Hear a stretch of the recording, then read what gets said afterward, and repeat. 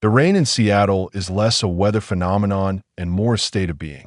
It's a constant, gentle insistence, a soft drumbeat on the window of my office that usually lulls me into a state of productive cynicism. My name is Leo Maxwell, and I'm a private investigator. 42 years old, a bit too fond of black coffee, and known around these parts for two things: solving cases nobody else can, and a sarcastic wit that's probably kept me from going completely insane. I've seen it all, or so I thought. Cheating spouses, petty corporate espionage, the occasional missing cat that turned out to be just a very independent feline. I started this gig after a brief, soul-crushing stint in corporate security, where my biggest case was a stolen stapler. I figured if I was going to deal with humanity's absurdities, I might as well do it on my own terms, with a decent view of the perpetually gray Puget Sound. My office, on the third floor of a crumbling brick building in downtown Seattle, is a monument to organized chaos. Stacks of case files threatening to topple, a perpetually overflowing ashtray, a bad habit I can't shake, and a worn trench coat permanently draped over my chair, ready for the next downpour. I believe in evidence, in facts, in the tangible. Ghosts, spirits? That's for the tourists on the underground tour. Most mysteries I've found have a logical, if sometimes grim, explanation. Then Mrs. Albright shuffled into my life, and my neatly ordered world began to unravel. IT was a dreary Tuesday afternoon, around 3 p.m., the kind of day where the sky felt like a perpetually damp blanket. My phone had just rung off the hook with a frantic client convinced their neighbor's garden gnome was spying on them.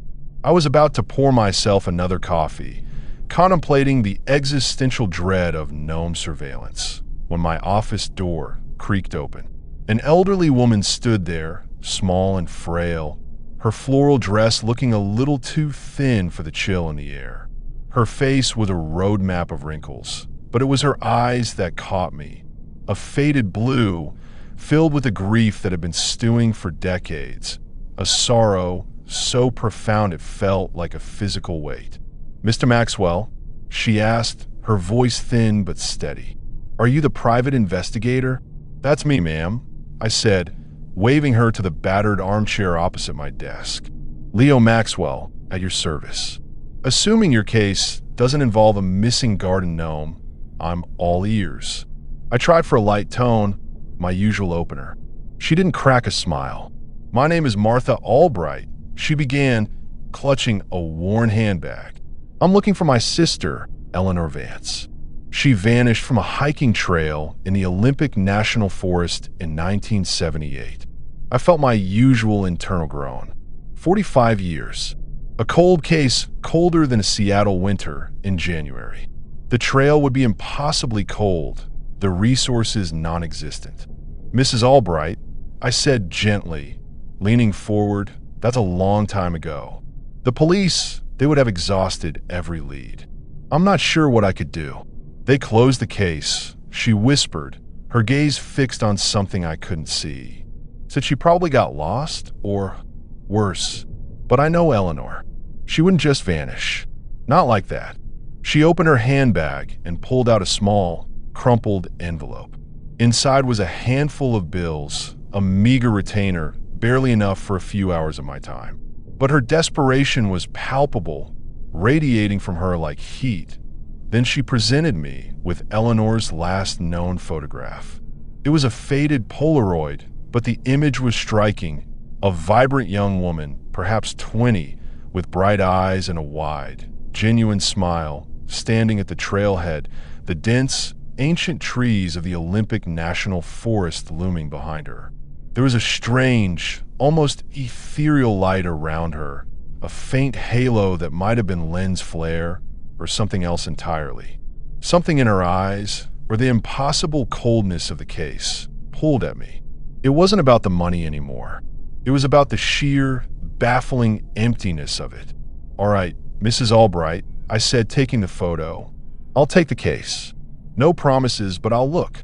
She nodded, a single tear tracing a path down her wrinkled cheek, and then she was gone, leaving behind only the faint scent of lavender and decades of unresolved grief. I started working the case, poring over dusty police files. The official report was thin, inconclusive. No suspects, no body, no real leads. Just a missing person, swallowed by the vast, unforgiving wilderness.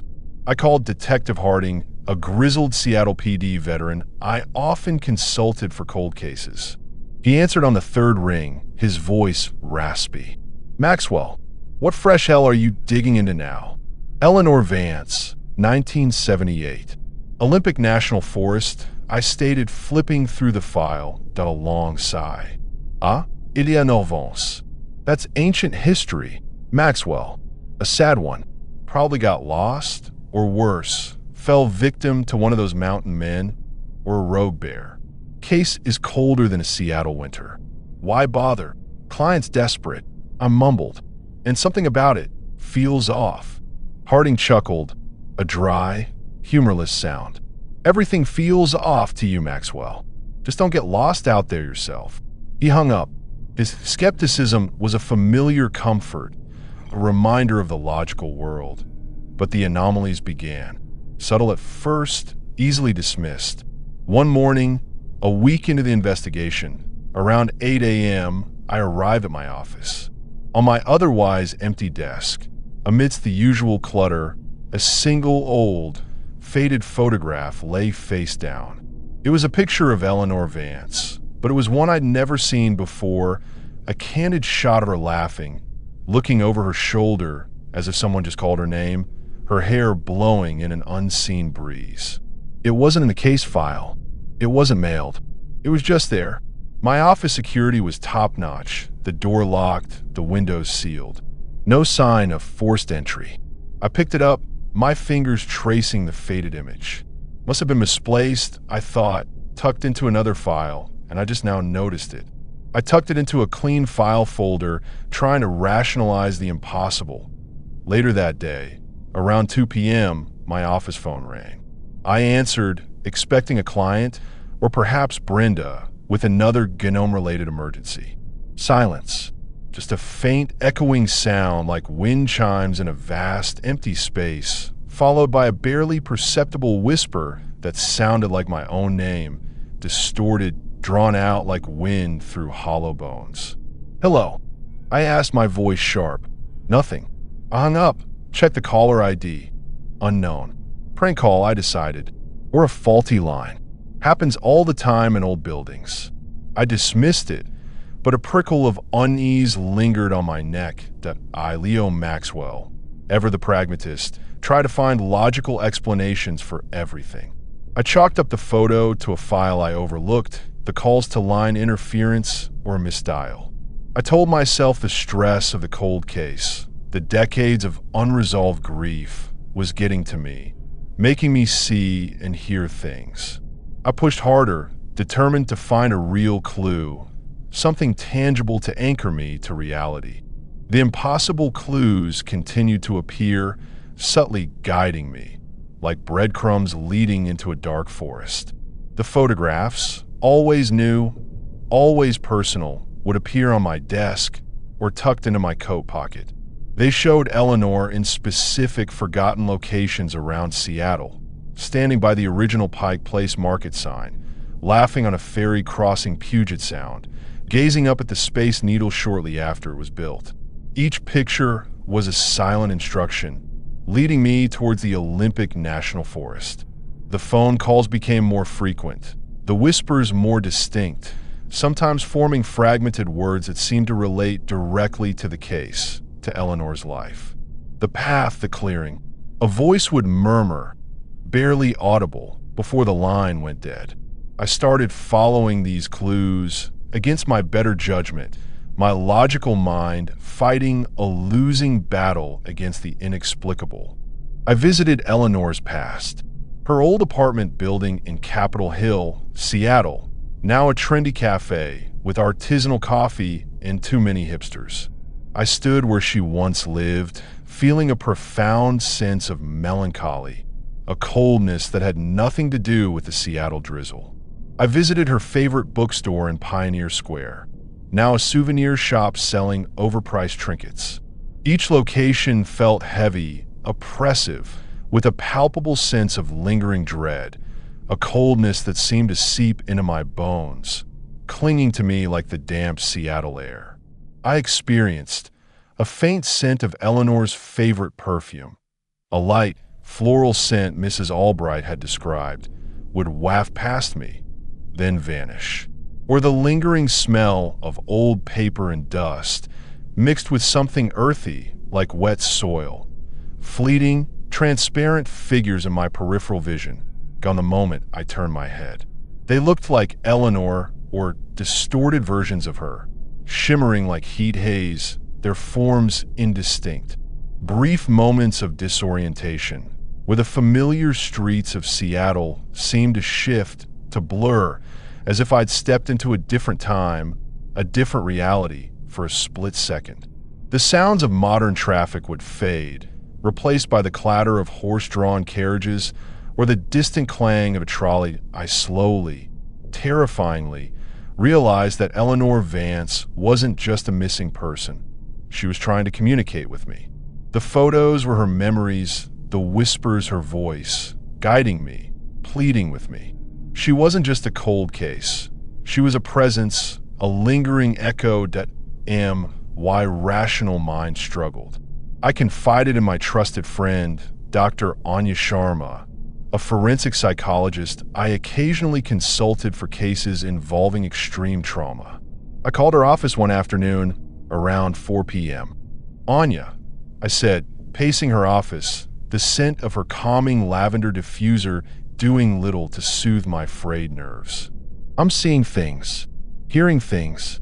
This case, it's like she's leaving me breadcrumbs, but they're not physical. They are impressions, feelings. I think she's trying to talk to me." Anya listened patiently, her expression unreadable, but her professional assessment was clear. "Leo, you're under immense stress. You're immersing yourself in decades of unresolved grief in a highly emotional and tragic case. Your mind is incredibly powerful. It's creating patterns where there are none. It's a coping mechanism. You need to step back, take a break, get some sleep." Her skepticism was a cold splash of water, a logical counterpoint to the growing madness. But it didn't extinguish the fire of my obsession. It only made me feel more isolated, more alone with the impossible. As I got closer to the Olympic National Forest, my symptoms escalated, becoming more intrusive, more terrifying that I experienced brief, unsettling memory lapses. I'd be driving and suddenly not recall how I got to a specific intersection or what I was doing just minutes before. Whole chunks of time would simply vanish, leaving me with a profound sense of unease. The pervasive feeling of being watched intensified, not just by Eleanor, but by something else, something vast, ancient, and utterly alien that seemed to emanate from the forest itself. A collective, non-human consciousness that hummed just beneath the surface of my perception. It felt like the forest itself was a single, hungry entity, and I was its prey. My dreams became terrifyingly vivid, reliving Eleanor's last days, her growing disorientation, her profound fear, her final moments of being enveloped, absorbed by a swirling, consuming presence.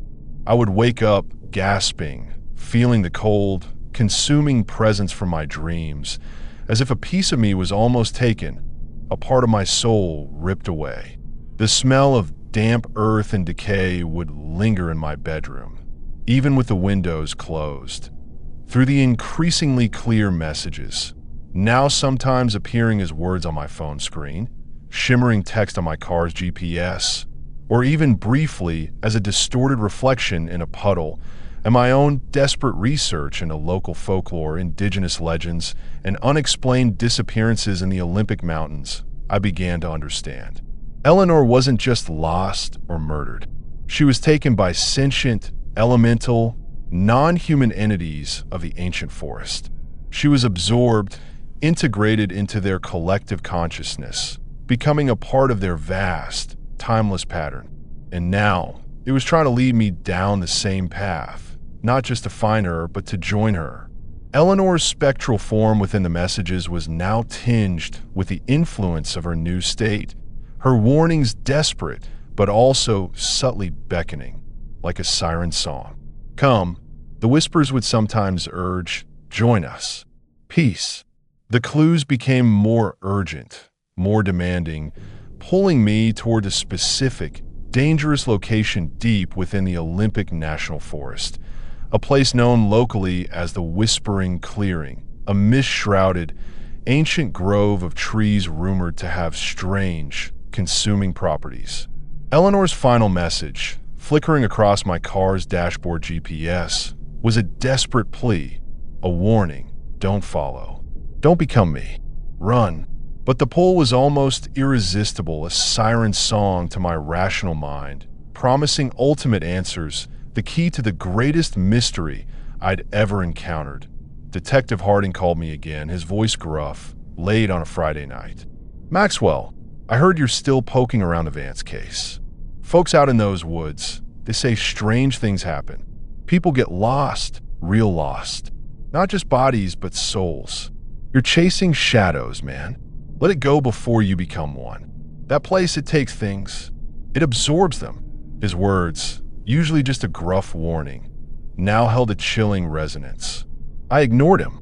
My obsession was now a terrifying compulsion that I arrived at the Whispering Clearing deep in the Olympic National Forest at dawn on a Saturday morning. It was a primeval place, ancient trees shrouded in thick, swirling mist that clung to everything, making the world feel insubstantial. The air was heavy with the scent of damp earth, decay, and something else, something cold and electric like ozone after a lightning strike. The silence was profound, broken only by the drip of moisture from the trees and the faint, echoing whispers that now filled the air around me. 1,000 voices murmuring my name. Eleanor's among them. The phenomenon manifested. It wasn't a ghost, not a monster, but something far more terrifying. A vast, swirling vortex of mist and shadow, emanating from the very ground, from the ancient trees, coalescing into indistinct, colossal forms that seemed to shift and writhe, like a living, breathing void. It pulsed with a cold, consuming energy, a hunger that seemed to reach out and pull at my very being. I saw Eleanor's spectral form within it, her face a mask of terror and profound sadness, her eyes fixed on me, reaching out, warning me, urging me away. Even as she was clearly part of the phenomenon, her individual identity subsumed by the collective. The whispers became a deafening chorus, a cacophony of lost voices, of absorbed lives, all urging me to join, to become one with them, to find peace in oblivion. I felt an overwhelming pull, a magnetic force drawing me into the swirling vortex. My feet felt heavy, as if rooted to the earth, yet simultaneously light, as if I was being lifted. I fought it with every fiber of my being, clinging to my logic, to my identity, screaming internally against the encroaching emptiness, the cold tendrils of mist that wrapped around my limbs. I understood now. This is how Eleanor was absorbed, how countless others vanished. This was the case that never ended. I was on the verge of becoming another lost voice, another echo, another part of the collective. I physically fought against the unseen tendrils of mist and shadow that reached for me, stumbling, clawing my way backward, my nails tearing at the damp earth. In a desperate, last-ditch effort, fueled by a sudden, sharp memory of Mrs. Albright's hopeful, grieving face, her unwavering belief in her sister's existence, and the sheer, primal terror of losing myself, of becoming nothing, Leo found a surge of strength. I didn't defeat the phenomenon. I simply resisted it, broke its hold through sheer force of will, through the sheer, stubborn refusal to be consumed. I stumbled backward, away from the swirling mist, away from the beckoning voices, away from the cold embrace. I ran blindly through the dense forest, tearing through underbrush, my lungs burning, my body screaming in protest, until I collapsed, physically and psychologically shattered, miles from the clearing, gasping for breath, the echoes still ringing in my ears, the cold still clinging to my skin. That I left the private investigation business immediately. I couldn't do it anymore. The mundane cases felt trivial, the grim ones unbearable. The physical mess was easy. The spiritual residue was too much. I got a quiet job, perhaps as an archivist or a librarian, surrounded by tangible facts, trying to anchor myself in the real world, to rebuild the logical fortress of my mind. At a few days after my escape, still reeling, my hands shaking, I called Mrs. Albright. I gave her the precise address of the Whispering Clearing, a desperate, misguided attempt to give her closure, or perhaps a final, subconscious lure from the entities themselves. I warned her vaguely about unexplained phenomena and strange occurrences, urging caution, telling her, "It's not what you think, Mrs. Albright. It's something else. Be careful." But my words were weak, unconvincing, overshadowed by my own trauma, by the unshakable belief in her eyes. I knew she wouldn't listen. Weeks turned into months. I heard nothing from Mrs. Albright. An overwhelming, terrifying curiosity, a growing dread, gnawed at me. I called her home. No answer. I tried her neighbors, then the local police department in Seattle, pretending to be a concerned relative. They confirmed my worst fear. Mrs. Albright had also vanished without a trace, last seen by her mailman, heading towards the Olympic National Forest, a hopeful, determined look on her face, a small, faded photograph clutched in her hand. The final horror. I didn't just escape. I was allowed to escape. I was a conduit, a means to an end. I am now terrified that I am the only one who managed to resist and return, a unique survivor, a witness to a horror that consumes. The case didn't just never end. It expanded, and I played a direct part in drawing another soul into the consuming darkness. The lingering imprints, the fleeting shadows, the faint whispers, the distorted reflections are no longer just reminders of Eleanor. They are constant, chilling echoes of Mrs. Albright and of all the others who were absorbed. I am forever haunted, not just by the case that never ended, but by the knowledge that I unwittingly contributed to its continuation, forever carrying the burden of the lost. The silence of my apartment is now filled with the unspoken accusation of the vanished, a chorus of ghostly whispers that remind me, "You brought her here. You brought her to us." And sometimes when the Seattle mist rolls in, I feel a cold, familiar pull towards the Olympic National Forest, a faint whisper calling my name, inviting me back to the case that will never truly be closed.